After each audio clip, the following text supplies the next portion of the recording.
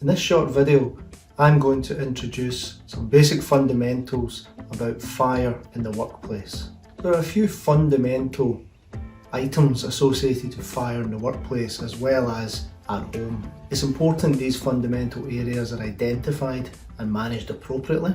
With fire, we need heat, fuel, and oxygen. Now, often that oxygen can come from the environment, so we have to look at what the sources of the heat and fuel may be.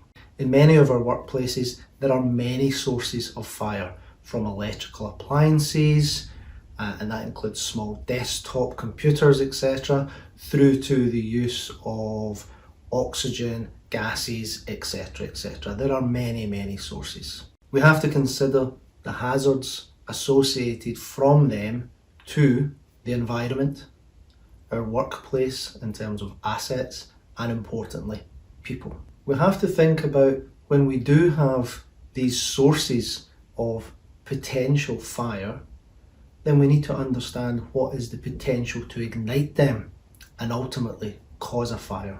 When we do that, we then have to look at the risks associated to that happening. That's not to say that you have to remove those sources, simply you have to be able to demonstrate a method of controlling them.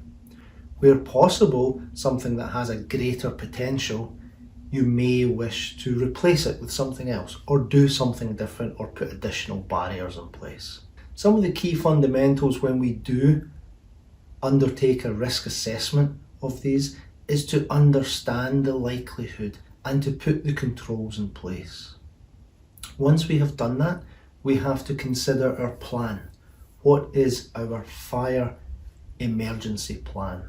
This is often a simple document that outlines how you try to prevent and manage the sources of fire, the potentials when they happen, and importantly, the method and how you communicate to your workforce, people who come onto your site. That includes visitors, contractors, and can even include members of the public or neighbours close by.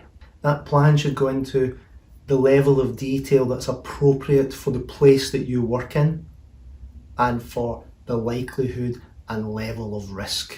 As well as the plan, often embedded within it or separately outside, is a method on how people can get out of the building in the case of an emergency. This can be drawn up as a small diagram to show where exit routes are. It can also show where call bells are, where methods of warning others are, where there are firefighting appliances, etc. And importantly, the route to take and where the muster point is, the place where people will congregate.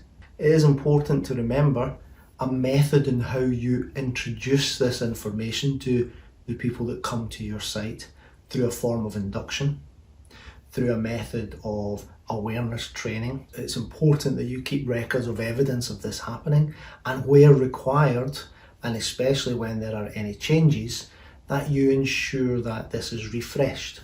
Often good practice to do a small refresher every year or two just to let people know. One of the key things that we often see in the workplace is that companies normalise what potentially are high risk situations from fire. I think one of the reasons for this is simply because they're working in that environment and have been for a long time.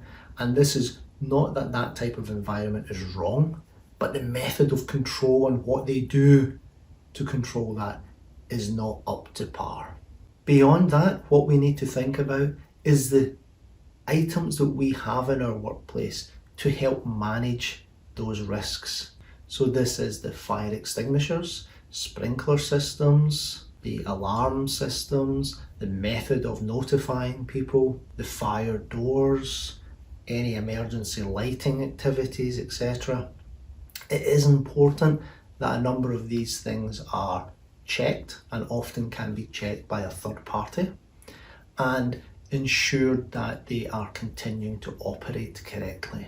It's also good practice to undertake a test of your plan, and this is recommended to be done twice a year. This entails you setting off the alarm where people are not aware that it's going to occur, and to ensure that they follow the correct practices, follow the correct routes. Records of this should be retained as well, either in our fire logbook or a compliance system, etc. All of this information provides a method of demonstrating control so that you can minimize the risk to your assets, the environment, and importantly, human life.